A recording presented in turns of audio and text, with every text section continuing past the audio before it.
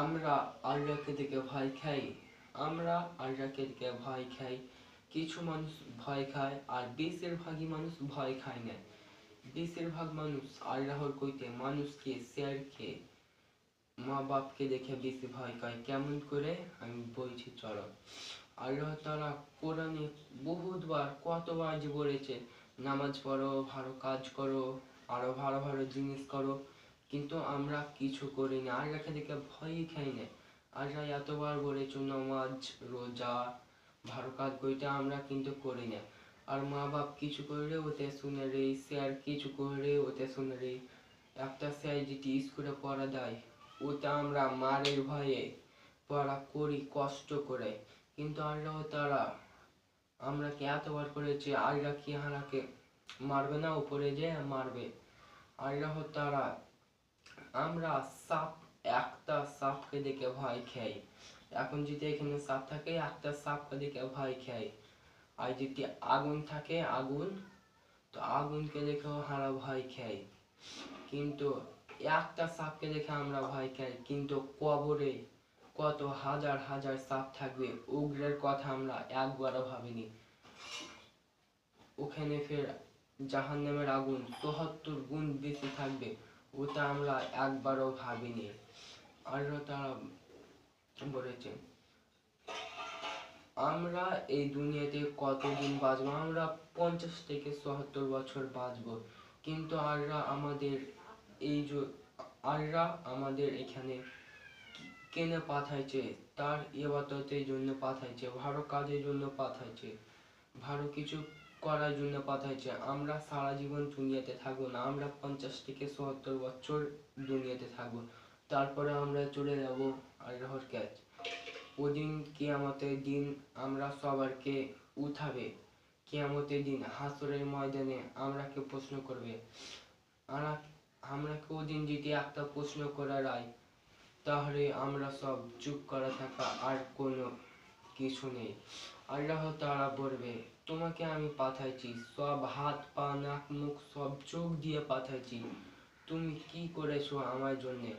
তুমি নামাজ পড়নি, রোজা করনি, দান দাওনি, ভালো কাজ করনি, তোমাকে আমি খাওয়ার জন্য হাত পা রেখে আমি তোমাকে সবই দিয়েছি, জ্ঞান দিয়েছি, হাত পা কাজ করার মতন শক্তি দিয়েছি, তোমাকে সবই দিয়েছি, তো তুমি কি আমার জন্য এনেছো? এটা প্রশ্ন করলে আমরা সবাই চুপ করা থাকা, আর কোনো নেই।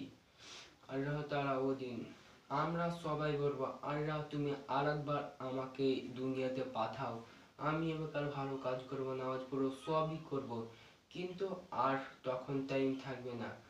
আল্লাহ তাআলা তখন বলবে তুমি এখন দুনিয়াতে ফের ভালো কাজ করবে, ভালোই করবে, তো তোমাকে নবী বলেনি? আমি তো ১,২৪,০০০ নবী পাঠাইছি, তোমাকে নবীরা বলেনি? আমি তো কোরআন শরীফ বানাইছি, হাদিস বানাইছি, কোরআনে একটাও কিছু ভুল নেই। তুমি কোরআন পড়োনি, তোমাকে কোরআনে কিছু জানতে পারোনি? আমি নবী তো পাঠাইছি, একটি কোরআন পাঠাইছি, তারপর তোমাকে কেউ বলেনি? মৌলভী সাহেব বলেনি? মাওলানা বলেনি? না মৌলভী ছিল না? আর তখন এই প্রশ্ন যারা করবে, তখন আমরা কি করব? আমাদের কিছু করাই থাকবে না। আমরা ভয় খাই না, আমরা এই দুনিয়াতে গিয়ে ব্যস্ত, কিন্তু ওই দুনিয়া কত বড় তুমি জানো? এই দুনিয়া তো ৫০ থেকে ৭০ বছর, ওই দুনিয়া সারা জীবন কোনোদিনই শেষ হবে না।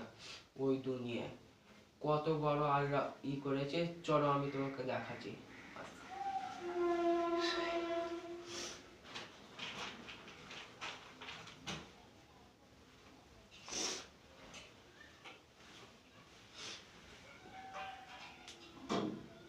দেখো এগুলো হলো চার,